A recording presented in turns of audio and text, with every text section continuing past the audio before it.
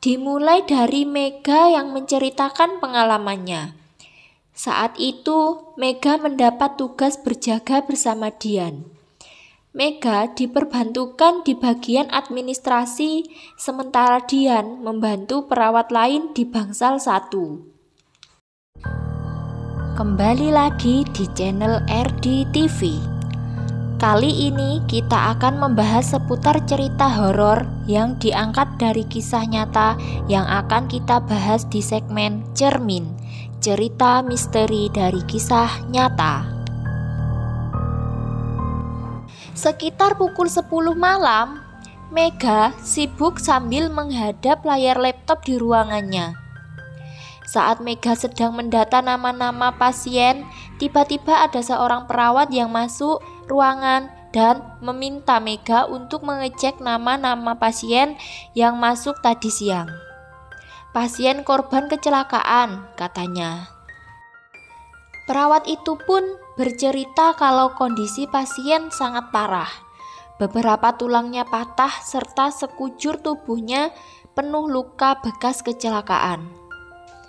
Belum selesai bercerita, perawat tersebut pamit dan pergi ke ruangan pasien untuk pengecekan rutin.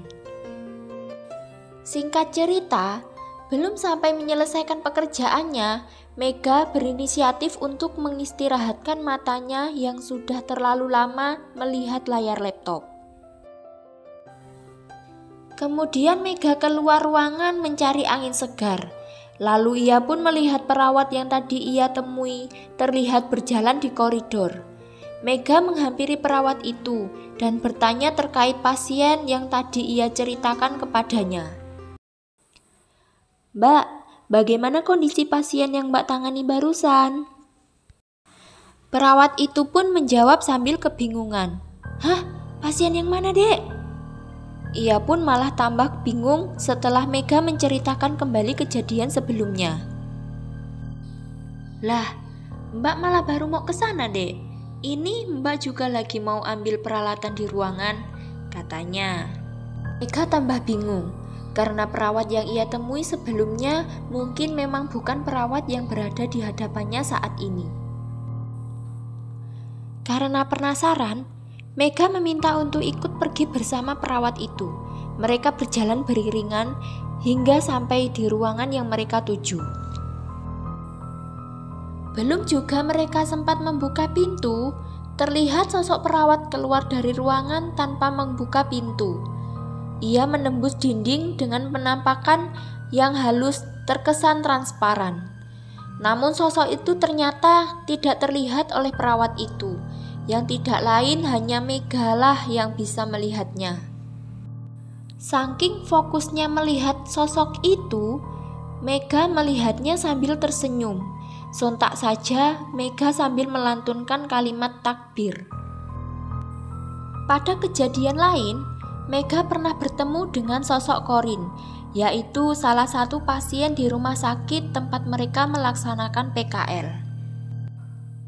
Di suatu hari, setelah keluar dari toilet, Mega berjalan melewati lorong rumah sakit.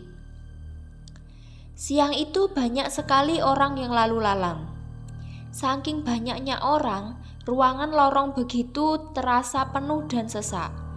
Itu dikarenakan bukan hanya manusia saja yang sedang beraktivitas di sana. Mega pun melihat ada beberapa sosok berpakaian compang-camping, berbau amis, dan berbau busuk. Tapi karena Mega dapat menghindari diri dari gangguan tersebut, ia tak sampai diganggu oleh makhluk-makhluk itu. Sampai suatu ketika, fokusnya tertuju pada seorang pria yang berdiri di depan ruangan pasien.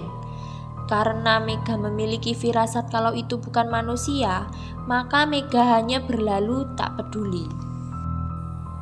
Akan tetapi, pria itu malah mengikuti Mega. Mega pun berjalan cepat sambil melafalkan doa-doa. Mega sengaja masuk musola, berwudu dan memakai mukena. Lalu Mega berusaha membuka komunikasi dengan pria tersebut. Kemudian, dimulailah komunikasi lintas alam antara Mega dan pria tersebut. Pria itu pun bercerita sambil nangis, yang mana pada saat itu ia mengalami kecelakaan selepas pulang kerja. Pria tersebut ternyata baru saja membeli mainan untuk anaknya. Sebuah kereta mainan yang hendak diberikan setelah tiba di rumah. Mega pun mendengarkan ceritanya terisak. Panjang lebar pria itu melanjutkan ceritanya, sampai akhirnya pria tersebut menitipkan pesan kepada Mega.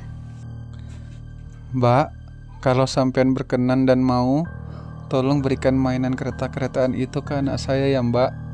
Saya nggak tega lihat anak saya menangis. Kurang lebih begitu yang Mega pahami. Badan pun terasa lemas karena komunikasi itu. Mega menyanggupi tanpa berharap imbalan. Mega pun langsung melakukan salat 2 rakaat. Setelah selesai sholat, dilihatnya kereta mainan yang telah dititipkan pria tersebut.